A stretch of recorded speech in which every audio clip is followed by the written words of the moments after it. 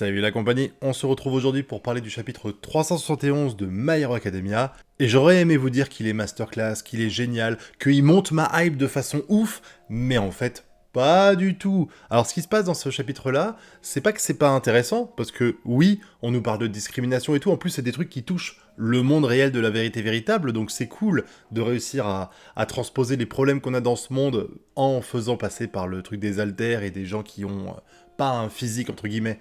normal, mais le problème c'est que ça arrive à un moment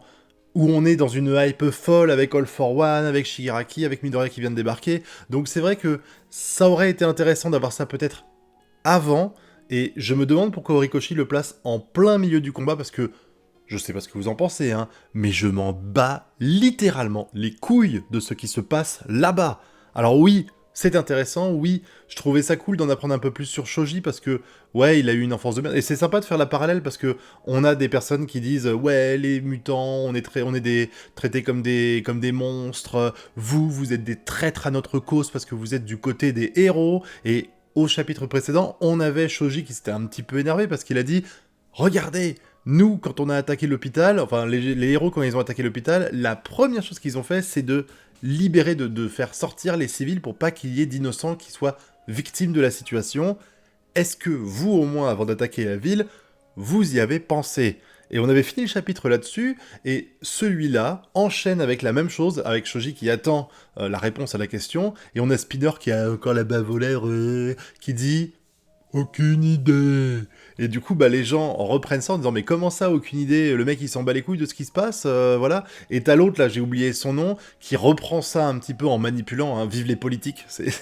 Il est clairement le personnage politique là. En tout cas c'est sa représentation clairement. Alors, vous entendez? Spinner a dit que les gens ont aucune idée d'à quel point on a souffert. Je veux dire, il détourne les mots qu'a employé Spinner. Du coup, les mutants qui étaient avec lui et qui d'un coup comprenaient pas ce qui se passait, genre mais pourquoi, comment ça, aucune idée, ils font ouais, allez on est reparti, et c'est parti pour la bastonnade à nouveau, et on va avoir un flashback dans lequel on va voir Shoji qui a visiblement eu une vie de merde, de par sa condition de mutant, avec des gens qu'il traitait comme un monstre, parce qu'en plus visiblement ses parents n'avaient pas cette difformité au niveau des membres, du coup bah, il y avait que lui vraiment dans le village, j'ai l'impression qu'il était traité comme ça, et du coup il ressent, parce qu'on a dit au chapitre précédent, ouais mais toi tu vivais dans une grande ville, t'as pas vécu ce qu'on a vécu, et non en fait lui il a connu ça, il a connu la souffrance de ne pas être comme tout le monde dans un endroit où les gens ont un peu du mal à accepter le changement et tout ça, et il dit que le seul souvenir véritablement heureux qu'il a, c'est celui où il sauve une petite fille de la noyade, justement grâce à ses bras multiples là. C'était assez choupi, surtout avec les moments avec les autres personnages qui ont de l'empathie. Tu sais, on voit que en fait l'histoire qu'il raconte, c'est une histoire qu'il a dit quand il était à UA avec ses camarades et ses élèves et les élèves. Et du coup, on est touché par ça parce qu'on est touché par l'intermédiaire des autres personnages qui culpabilisent des fois, genre Mineta qui l'a appelé le poulpe, ben il dit enfin Octopus je crois, et il dit mais non mais c'est pas grave, c'est mon nom de héros, il y a pas de souci. Mais tu sens quand même qu'ils sont vachement gênés par la souffrance qu'il a pu endurer. Et c'est vrai que ce flashback était intéressant parce que bah, le personnage de Shoji, je sais pas pour vous, mais moi, je m'y intéressais pas spécialement. Et en fait, l'avoir sur le devant de la scène, après 370 chapitres de My Hero Academia, c'est cool parce que c'est presque une façon de nous faire culpabiliser vis-à-vis de tout ce qui s'est passé. Parce que on s'en fichait de lui, pour quelque raison que ce soit, c'est pas forcément parce qu'il avait un physique différent de celui de Midoriya, Bakugo et compagnie, mais maintenant, en fait, quand on a les élèves qui sont là à dire « Oh mon Dieu, je pensais pas à la souffrance que t'avais endurée et tout », et ben ça me ramène à moi, en tant que lecteur, qu'on n'a jamais rien eu à foutre de Shoji, hein, pour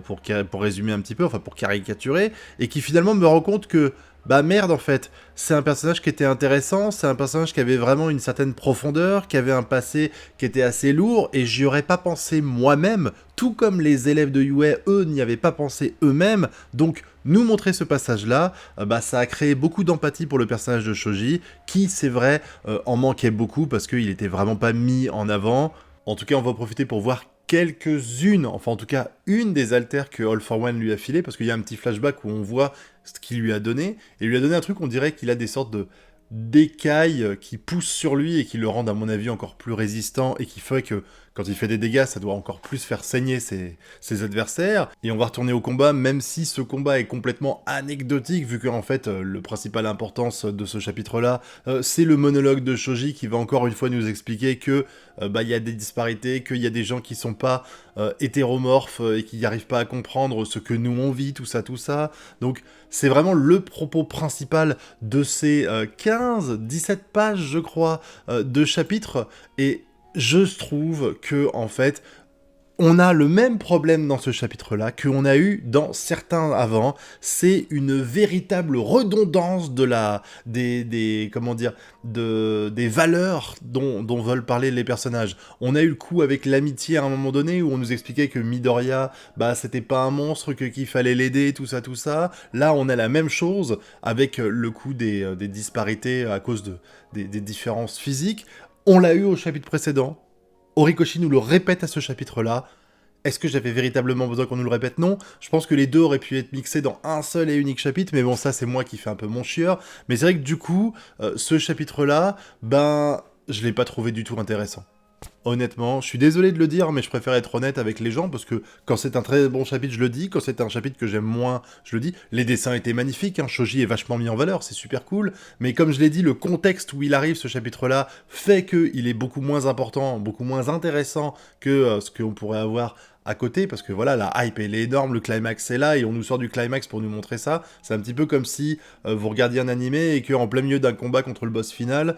t'avais un concours de danse entre des personnages secondaires. Moi, c'est un peu comme ça que je le vis, même si là j'exagère un petit peu, clairement. Et c'est vrai que ce flashback était intéressant parce que, le personnage de Shoji, je sais pas pour vous, mais moi, je m'y intéressais pas spécialement. Et en fait, l'avoir sur le devant de la scène, après 370 chapitres de My Hero Academia, c'est cool parce que c'est presque une façon de nous faire culpabiliser vis-à-vis de tout ce qui s'est passé. Parce que on s'en fichait de lui pour quelque raison que ce soit, c'est pas forcément parce qu'il avait un physique différent de celui de Midoriya, Bakugo et compagnie, mais maintenant, en fait, quand on a les élèves qui sont là à dire « Oh mon Dieu, je pensais pas à la souffrance que t'avais endurée et tout », ça me ramène à moi, en tant que lecteur, qu'on n'a jamais rien eu à foutre de Shoji, hein, pour résumer un petit peu, enfin pour caricaturer, et qui finalement me rend compte que merde en fait, c'est un personnage qui était intéressant, c'est un personnage qui avait vraiment une certaine profondeur, qui avait un passé qui était assez lourd, et j'y aurais pas pensé moi-même, tout comme les élèves de Yue, eux, n'y avaient pas pensé eux-mêmes, donc nous montrer ce passage-là, ça a créé beaucoup d'empathie pour le personnage de Shoji, qui, c'est vrai, en manquait beaucoup, parce qu'il était vraiment pas mis en avant. Mais c'est vrai que le discours de Shoji est très intéressant, mais il n'est clairement pas placé au bon endroit, et je me demande ce qu'ils vont faire, parce que je croyais vraiment au début, quand on a eu ce chapitre-là, qu'on allait partir sur Spinner qui entendait un message, genre où les étoiles, là, qu'on voyait des sortes d'étoiles dans le ciel avec Shigaraki, et je me suis dit, il va voir ça, et il va foncer les dés. Finalement, pas du tout. Pas du tout, on est vraiment concentré là-dessus, et en fait la question que je me pose, c'est qu'est-ce que ça va apporter? Parce que ce combat-là, honnêtement, quelle que soit l'issue de ce combat-là. Bon, à moins qu'il y ait le délire, parce que vous savez, il essaie de libérer le mec qui fait les TP. S'il le libère, ils vont pouvoir se barrer, mais je pense qu'ils n'y arriveront pas. Mais tu te dis, quel impact ça a? Parce que dans l'idée, ce qui se passe avec Shigaraki, Midoriya, All for One, Endeavor et tout, ces deux combats-là qu'il y a des deux autres côtés, éloignés,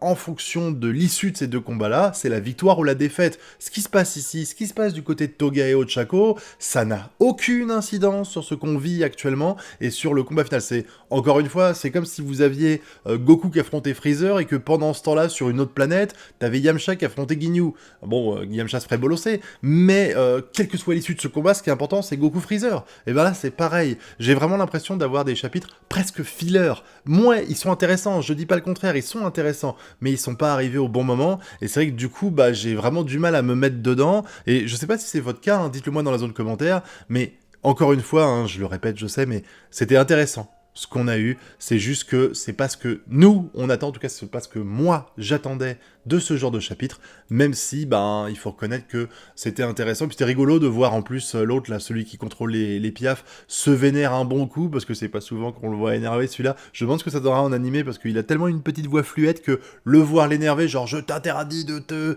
moquer de Shoji, ça va être compliqué à imaginer avec la petite voix, je t'interdis de te moquer de Shoji. Je sais pas comment ils le feront. En revanche, j'imagine que son intervention va être utile pour la suite de ce combat-là, parce qu'en fait, la personne qui motive les troupes mutants là actuellement, c'est le mec qui arrête pas de détourner tous les propos, et comme lui, il intervient pour défendre Shoji et qui va l'attaquer, s'il arrive à le déstabiliser, alors peut-être que derrière, les mutants qui suivaient Spinner vont arrêter de se faire malaxer le cerveau par ce débile-là, et du coup, ils vont comprendre qu'en fait, Spinner, il est pas du tout dans leur côté, il se contente juste de foncer pour sauver son poteau, et il en a rien à foutre des conséquences derrière, et donc peut-être que les 30 000 personnes qui sont en train de se battre, eh ben, elles vont arrêter, parce qu'elles se rendent compte que Spinner, il est pas du tout de leur côté, et que peut-être ils sont en train de faire quelque chose qui a rien à voir avec leurs propres convictions, parce qu'en fait, dans l'idée,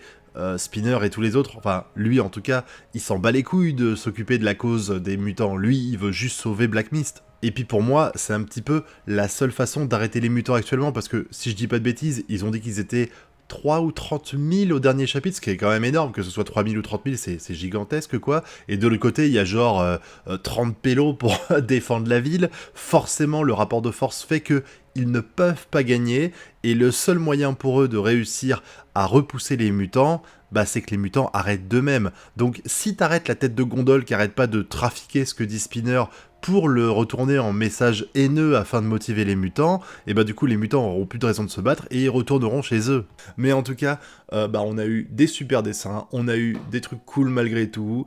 mais c'est juste que bah on est très très très très loin de ce qu'on espère avoir actuellement, parce qu'on est dans le climax, et que ça pour moi ça fait retomber la hype de MHA. Tant mieux si ça plaît à des gens, dites-le moi, hein. Mais moi c'est vrai que sans dire que j'ai pas aimé, ben j'ai trouvé ce chapitre un petit peu osef quoi. Donc n'hésitez pas à me dire ce que vous en avez pensé dans la zone commentaire, et puis vous connaissez la chanson, le pouce bleu, l'abonnement et le partage. Nous on se retrouve bientôt pour de prochaines vidéos, et d'ici là je vous souhaite de bien kiffer. Tchuss!